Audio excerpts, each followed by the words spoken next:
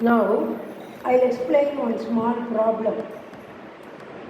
Find x value. X to the power of half is equal to x to the power of 1 by 4. It is given in the problem. So, I am bringing this x power 1 by 4 to this side. So, it will be x power half minus x power 1 by 4 equals to 0. What is x power half? X power 1 by 4 the whole square. Am I right? See, half in 1 by 4 into 2 will give you half. So I am writing this x power half as x power 1 by 4 the whole square minus x power 1 by 4. Then I am taking y is equal to x power 1 by 4. Then what will happen? This will be y square minus y is equal to 0. Then y I have taken as common.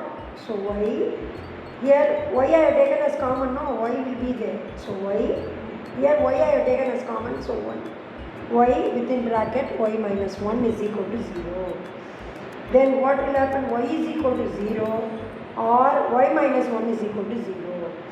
Y, which one I have taken as y? X power 1 by 4 I have taken as y. So x power 1 by 4 is equal to 0. So x1 is equal to 0 because we have two x values. Now y minus 1 is equal to 0. What is y minus 1? That is x power 1 by 4 minus 1 is equal to 0. When it comes to this side, it will become plus 1. So x power 1 by 4 is equal to 1. So x also is equal to 1. So we have two x values. One is 0, other one is 1.